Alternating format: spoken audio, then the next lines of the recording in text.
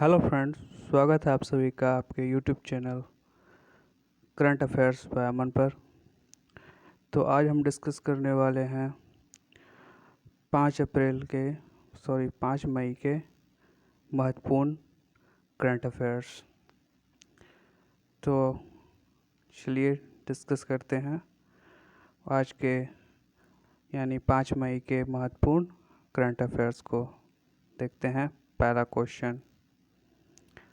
तो आज का पहला क्वेश्चन है कि हाल ही में जारी वर्ष 2022 के विश्व प्रेस स्वतंत्रता सूचकांक में भारत को कौन सा स्थान मिला है? तो हाल ही में जारी वर्ष 2022 के विश्व प्रेस स्वतंत्रता सूचकांक में भारत को 150वां स्थान मिला है। ठीक है, 150वां स्थान मिला है। वहीं और ऑप्शन के डिस्कस कर लिया जाए तो 136 ये है हैप्पीनेस इंडेक्स। हैप्पीनेस इंडेक्स में ये 2021 का है, जिसमें भारत का रैंक क्या था 136, और इसमें टॉप पर कौन था तो फिनलैंड। ठीक है। वहीं बात की जाए ऑप्शन नंबर बी की 135, तो ये पीस इंडेक्स में भारत का रैंक था 135, और वही टॉप पर कौन था तो आइसलैंड। ठीक है, आइसलैंड था। वहीं 101 जो है 101 वह हंगर इंडेक्स में भारत का रैंक था 2021 में 101। वहीं टॉप पर कौन था तो टॉप पे था डेनमार्क। तो बात की जाए तो गत वर्ष 2021 में भारत जो है 142वें स्थान पर था। ठीक है, विश्व प्रेस स्वतंत्रता सूचकांक में जो था पिछले साल यानी कि 2021 में भारत 142वें स्थान पर था। तो अब 2022 में कौन से स्थान पे आ गया है तो 150वें स्थान पर विश्व प्रेस स्वतंत्रता सूचकांक में। ठीक है। वहीं भारत के पड़ोसी देशों की सूची में जैसे पाकिस्तान 197, श्रीलंका 146वें और बांग्लादेश 162वें और म्यांमार 176वें स्थान पर है। ठीक है। तो चलिए देखते हैं अगला प्रश्न। अगला प्रश्न है कि अंतर्राष्ट्रीय अग्निशामक दिवस निम्न में से किस दिन मनाया जाता है? तो अंतर्राष्ट्रीय अग्निशामक दिवस जो है ये 4 मई को मनाया जाता है। तो अंतर्राष्ट्रीय अग्निशामक दिवस 4 मई को मनाया जाता है। वहीं बात कर लें अगर और ऑप्शंस के डिस्कस करते हैं तो 1 मई को मनाया गया मजदूर दिवस।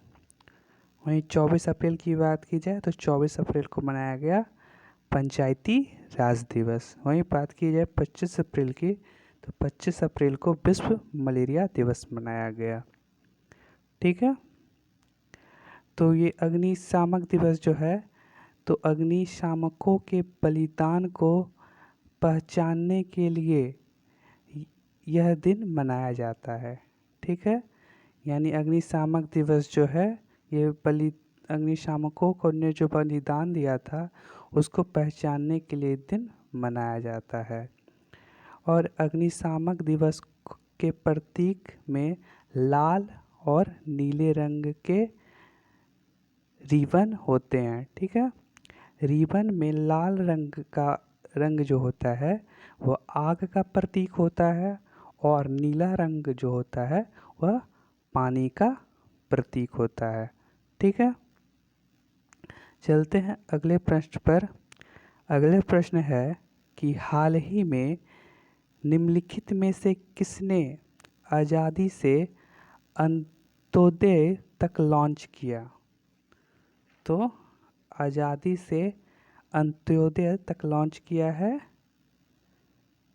ये किसने किया है तो गिरिराज सिंह ने। गिरिराज सिंह ने आज़ादी से अंत्योदय तक लॉन्च किया है। ठीक है, चलते हैं अगले प्रश्न पर। अगला प्रश्न है कि किस राज्य के मियाँ का बाड़ा रेलवे स्टेशन का नाम बदलकर महेश नगर हॉल्ट कर दिया गया? तो ये महेश नगर हॉल्ट कर दिया गया है मियाँ का बाड़ा रेलवे स्टेशन, जो कि पहले नाम था, तो उसका नाम चेंज कर दिया गया है। तो ये किस राज्य में पड़ता है? तो राजस्थान में। तो बात की जाए राजस्थान की, तो राजस्थान के सीएम कौन है? अशोक गहलोत।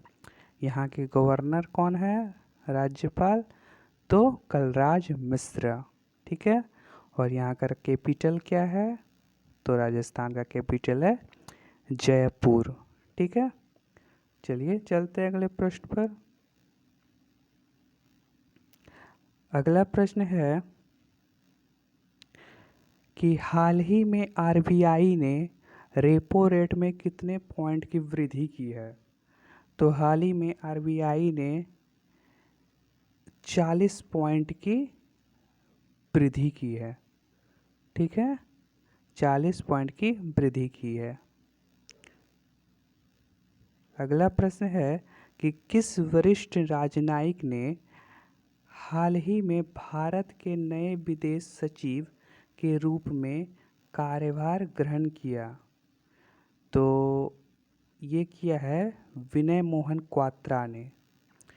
विनय मोहन क्वात्रा ने भारत के नए विदेश सचिव के रूप में कार्यभार ग्रहण किया है। ठीक है, चलते अगले प्रश्न पर। अगला प्रश्न है कि हाल ही में कौन सा देश भारत की P-75 पनडुब्बी परियोजना से हट गया है? तो हाल ही में भारत की P-75 पनडुब्बी परियोजना से हटने वाला देश कौन है? तो फ्रांस हो गया है। ठीक है, फ्रांस कहाँ आता है? पेरिस में। ठीक है, फ्रांस पेरिस। चलते हैं अगले प्रश्न पर। अगला प्रश्न है कि नीति आयोग के उपाध्यक्ष का कार्यभार निम्न में से किसने संभाल लिया है? तो नीति आयोग के उपाध्यक्ष का कार्यभार जो है वह सुमन के बेरी ने संभाल लिया है। सुमन के बेरी जो हैं वह नीति आयोग के उपाध्यक्ष बन गए। ठीक है, तो नीति आयोग की बात की जाए तो इसकी स्थापना कब हुई थी? तो 1 जनवरी 2015 को। ठीक है, और नीति का फुल फॉर्म क्या होता है? तो नेशनल, आंसर हो जाता है national institution for transforming India. नीति का फुल फॉर्म होता है नेशनल इंस्टीट्यूशन ट्रांसफॉर्मिंग इंडिया। ठीक है, और इसके अध्यक्ष कौन होते हैं? तो जो भारत के प्रधानमंत्री होते हैं, जो भी हो, तो वो कौन होते हैं? नीति आयोग के अध्यक्ष होंगे। ठीक है, तो अभी अध्यक्ष कौन है? प्रधानमंत्री नरेंद्र मोदी। और उपाध्यक्ष कौन बन गए हैं? तो सुमन बेरी। ठीक है, तो चलते हैं अगले प्रश्न पर। अगला प्रश्न है कि गूगल ने डिजिटल अर्थव्यवस्था का लाभ युवाओं और महिलाओं उद्यमियों तक पहुंचाने के उद्देश्य से किस राज्य सरकार के साथ समझौता ज्ञापन पर हस्ताक्षर किए हैं? तो ऐसा किया है तेलंगाना के राज्य सरकार। ठीक है, तेलंगाना। तो तेलंगाना ने जो है गूगल ने ठीक है, तेलंगाना इसका आंसर हो जाएगा। ठीक है, चलते हैं अगले प्रश्न पर। अगला प्रश्न है कि पीएम मोदी ने जर्मनी के किस शहर में प्रवासी भारतीय को संबोधित किया है? तो पीएम मोदी ने जर्मनी के किस शहर में प्रवासी भारतीय को संबोधित किया है? तो जर्मनी का जो शहर है बर्लिन में, ठीक है, जर्मनी का शहर जो है बर्लिन में प्रधानमंत्री मोदी ने प्रवासी भारतीयों को संबोधित किया है, ठीक है। पीएम मोदी जो हैं अभी यूरोप के 3 दिवसीय यूरोप के 3 दिवसीय देशों की यात्रा पर गए हैं, ठीक है। तो चलिए देखते हैं नेक्स्ट प्रश्न।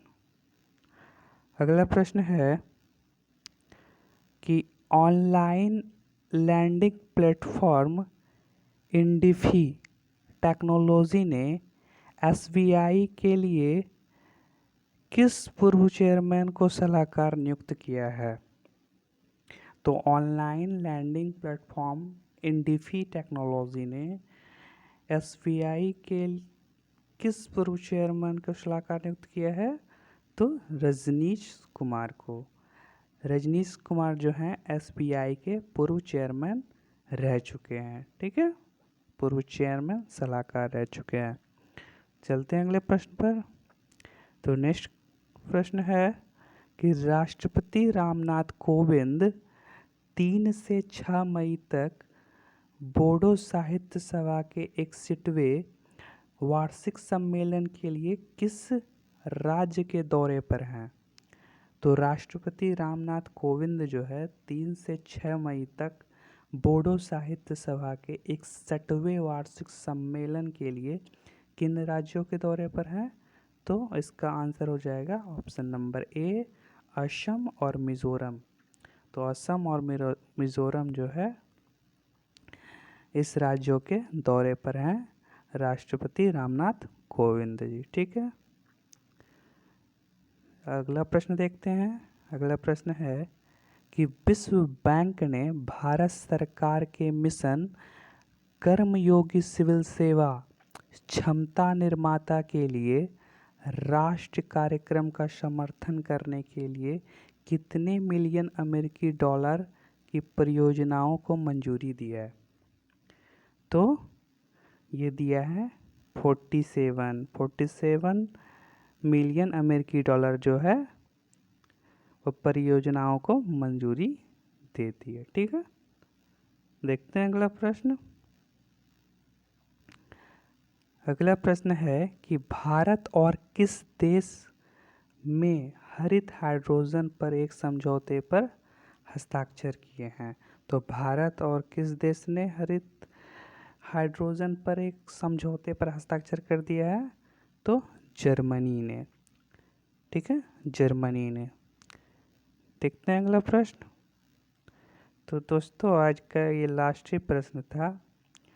तो लास्ट प्रश्न था आज का।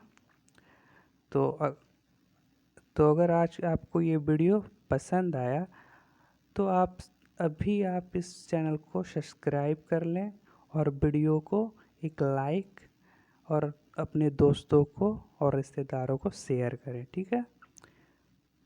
तो आज का क्वेश्चन ऑफ द डे का आंसर जो है वह है भारतीय थल सेना के नए उपाध्यक्ष कौन बने हैं? तो आपके ऑप्शन नंबर ए है BS Raju, VK Tripathi, VS Pathania या सुमन वेरी। इसका आंसर जो भी है आपको कमेंट बॉक्स में देना है और आप चैनल को सब्सक्राइब कर लें और लाइक शेयर ज़रूर करें, ठीक है। तो मिलते हैं अब नेक्स्ट वीडियो में, ठीक है। Thank you so much. जय हिंद, जय भारत।